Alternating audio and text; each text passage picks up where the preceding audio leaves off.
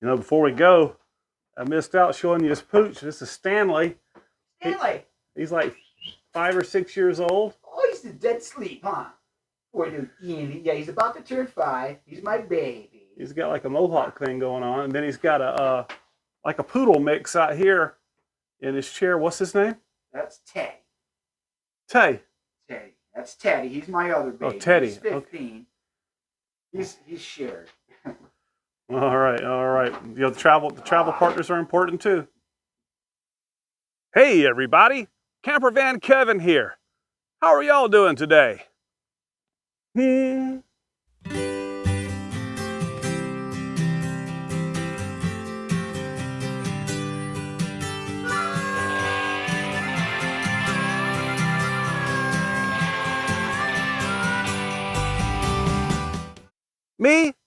I'm pretty good. Well, it was a cold night here in Quartzsite. It's early January 2022, and the temperatures got down about the mid-30s this morning. Kind of breezy as well. But the sun's coming up, things are warming up. It's going to be a beautiful day. But listen, yesterday I was riding into town following some friends, going to a meeting, like an off-road club meeting. And, well, me and the element here, we were passed by a very unique home-built RV. Now listen, I've been bringing you RVs now out here and all over the country for the last 6, 7 years old. Anything I find interesting or different or fun, well, I think this one takes the cake. Let me show you what I've run across. It's unique. It's brilliant. It's a one and only. You ready? Here we go. Do y'all see what I see? Do you see why I chased this guy down? I followed him into the 76 gas station there on Main Street. He was getting some fuel. Now, I know it's kind of hard to explain, but the more you know and the more you look at it, you'll begin to understand the reasoning and the genius behind this design. This home-built RV has just been completed. It took 4 months, plus or minus, in Colorado. And my new friend Rick here, he just drove it down.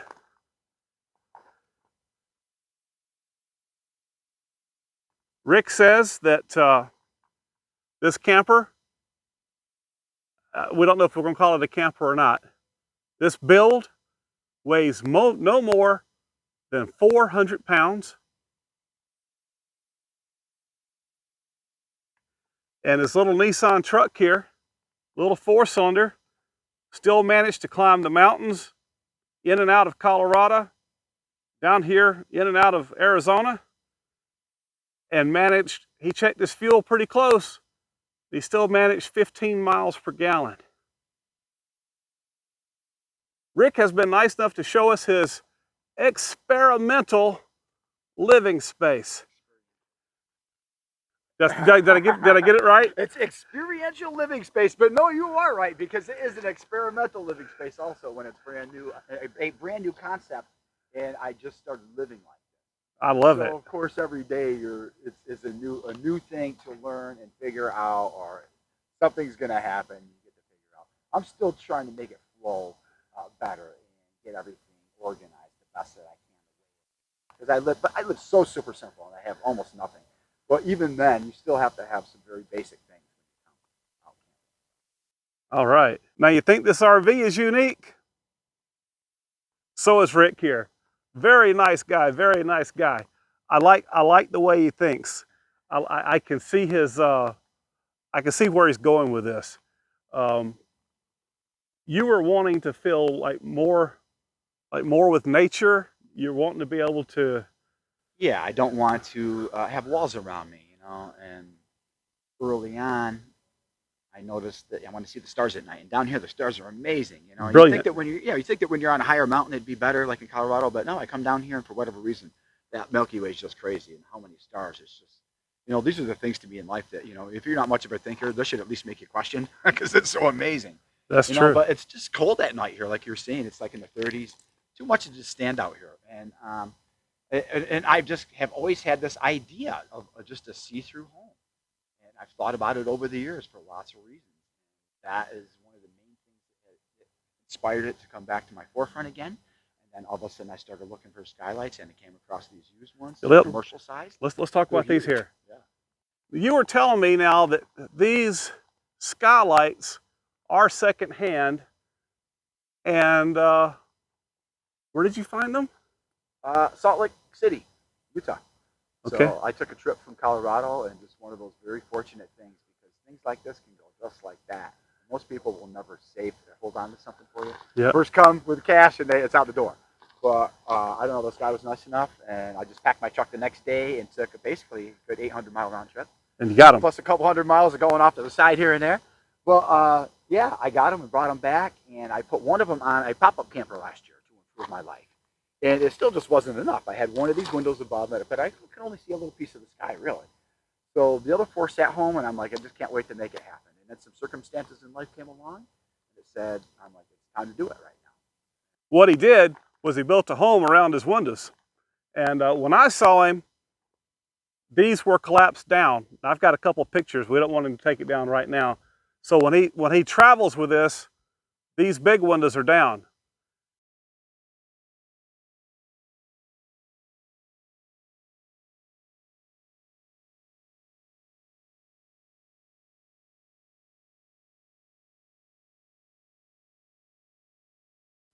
He is exactly, what'd you say, 13 feet? Yeah. It's maximum legal height by law, 13 feet from the ground to the top. Okay. And 8.5 feet wide is also the max. And then when we put our windows up, we get another 3 feet out of it. So we're over 10 feet.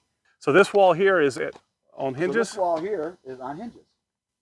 And the entire wall just goes down and then back up again. All the windows in here all come out, every single one of them. All the skylights can be popped up. They're all going to have arms to hold and do different things. Yeah. And this is a completely controllable environment. Is what it really is. Let's step inside. Can we? Yeah. Right now, the work in progress hasn't created a safety steps yet, so. That's all right. I'm a tall guy. What? Well, But, now, I can lay my hands flat on an 8-foot ceiling, and that's the way. What do you got? 9 feet? We're 9 feet inside here. I'm going to pan around. There's just a little thing here that slipped out as I need. Just, if I ever want to grab under there. But, all my stuff is underneath the store. And in the future, as I keep creating this, there's all this overlap on the outside, and I could easily put more things out there. I could have a cooler out there on a pole out on a drawer. Like under storage boxes on the sides. That's what a lot of people are doing now. Is other people's ideas are sort of making also their camper sort of an experiential living space. Sure. You're only sleeping inside, and then the outside has the little dinette or whatever, and you're cooking outside. And there's so many advantages to all these different things. So, everyone's got to choose what they're doing and how they're living. I live a pretty primitive life. I like to be outside. Well, I don't like to be cold either. So, I get up in the morning, and it's 32 degrees, and the sun's starting to come out. Boom, 64 degrees in here. Hanging out, pretty quick. 32 degrees outside. And I forget all the time. I go run outside, like, oh, that's right. Still got to get the jacket on. So, yes, but it is completely controlled environment. As you can see, we just even cracked this wall for a moment. Can you show everybody how you did that again? Yeah, this wall is on the hinges, and I just basically have just a couple bolts that hold in. It just goes in here. We lock it in for the day or the night or whatever. Okay, so you have some screws here that hold it. Yeah, and then right now, if I want to just get some air in here, we're warming up a little bit. I just pull that guy out and have it tied off. If I really wanted to, we wanted to start popping a couple windows if it's getting really warm in here. Of course, I still have yet to create my bin minis, like you would use on a boat, basically a canopy that you can flip over. So you use like a shade on the outside to help Yeah. control the heat in here. Yeah, I'll put one on this one and one on that one. And we'll have a shade spot, and then we can control all the airflow. And you can't create more. You can't do any more scientifically. You've created space up here where the heat cannot hold itself in. Right. You also create windows to allow it to go right through. So when you're out here in the desert, a lot of people look at this and say, "You're gonna fry in this thing. It's just a solarium." I'm like, no, it's a perfectly controllable environment. Well, because the heat can't come down any further than the top of this window, for the most part, right? Yeah, it can't start gathering in here. So once you crack your window, now that's that point. And that's just one. And that's just one side. I could even just crack the whole top window, but right now it doesn't have arms on it to hold it, and I don't want something to happen where that flops off and breaks. So right now I'll just let it sit up there. But you can see it has all the buckle straps, and it can just easily be undone, and it'll eventually have a little arm or two out there, and I'll just pop the whole top up when I want to keep it cooler. Just let the air blow right through here, and so does the sleeping quarters. See, at some point that I'll be able to just flip that right straight up too. I can just put that thing up on the front. I can lift that front end up, make it just even with that even right across. Just open it right up. This smaller piece of it. So where's the window for this? You have it. They're just sitting here for now. Oh, okay, I got it. So you just put them in as needed. Hey, what's it like trying to? Well, it was 35 degrees last night. How did you stay warm? I just have a down sleeping bag, and it's not even anything for like sub-zero or nothing. It's like a 19-degree bag, and I just get in there with a comforter over the top of me and 2 dogs inside, and I'm good to go. Yeah. He's 2 warm doggies and me. Yeah, that's the way I go. You know, there's another thing. I like to think everything through as much as I can. And you can waste a lot of money trying to heat space. And a lot of people also say, well, you know, this isn't convenient. There's no insulation. And what I say is that when you're inside your campers, those heaters are flicking on all the time anyways. They're not really holding any heat. Right. You're not. You know, so I'm not going to spend any more money than you probably are. I'm going to sit here and run propane all night. But I don't care to heat my space like that. I've actually just heated 10-pound weights.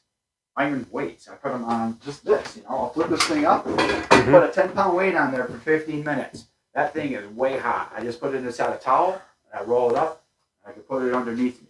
That thing will be warm in the morning still. It'll still be a little warm fly. That is a lot of energy and a lot of warmth to add to something. So that's never been a concern for me, like with that situation. You know, even in Colorado, I just came for some really cold nights. No, I don't. I've been in here, and I've been in this under 10 degrees this year already when I was up there. So that's in those cases, I do run that for the night. Okay, I'll just try to keep it somewhere around the 0 point, or around the 32 point. Right. But the other aspect of this too is that as soon as you find your dew point with this, I can create water in here. So really? If it's a cold night, I can just turn the heater on, and the difference between the cold hitting the surface here will create condensation. It's a terrarium, you know. So in the right conditions out here in the desert, I can create water. Make your own water. I mean, it's not a completely reliable source at all times, but at least it's a source. Wow. And in situations where you never know what could happen in the future, and I can also create these things too to catch rain. Like I said, these will be able to open and have arms on them eventually. And let's say I'm out here and I need water someday, you know, just a situation arises. I could fluff all of these open, boom, boom, catch the water, let it funnel down into something. So you're almost done here. What's in your meeting? Could you define what almost means? Where do you stop? Yeah, well, you know, like I said, there's already things that are getting damaged. I damage things while I'm fixing damaged things. So there's, you know, it's wood, and it's going to probably break down a lot quicker than anything else. So it will probably be a nonstop continuum. I've been at it for 2 weeks since I got down here. Like I said, I just threw some Thompson's water seal on it quick to try to preserve it, and I still needed to sand everything and do things. So right now I'm still like, you know, coming into this area here now next and resand it and redo it and get things looking better. And then all those little fine little detail things, like I said, putting arms on the windows so they can open and make things a little more functionable. But this is so cool. I love how this whole wall is just edge to edge. You know, it comes right down and protects the underbelly. I don't really feel like I'm inside. That's, you know, I love it. That's why I just want to create that feeling. I don't want to feel like I'm bound by something. I don't like that feeling anymore. I don't like being in something that I can't see, feel, and experience. And it takes you out of awareness. You know, it's just something about as time goes on, you're like, hey, I'm not being aware. You know, something could be happening out here. An animal could need my help. Right? Whatever, things happen. You know, and you're not going to know if you can't see. Well, fortunately, in Colorado and Quartzsite, you can get far enough out and away from everybody where you can live in a glass house. Yes. And still have your privacy. Well, Rick, I just can't thank you enough for allowing my viewers to take a look at your genius of design here. Yeah. Good job. It's definitely the odd thing is how it's a complete expression of an inner awareness, but yet at the same time, as I put that together, it also translated to be the ultimate, I guess, mechanical scientific thing you can do. You know, I mean, on this tiny truck, I've used the maximum space by law this way and that way, and you know, and that has also given me that inner freedom, that more, all these different things. Where, okay, I can control my environment, and I don't have to sit here and try. and look at the beautiful stars. Yes, I mean, I just love it. At night in Quartzsite. I just sit here late at night. I just sit there staring out. And awesome. It's just awesome. It's living in a bubble, man. And awesome. I guess when you're one of a kind in the world, sometimes you do feel like you're living in a bubble. Maybe that's part of this. And you need a one of a kind house, and you've done it. Yeah.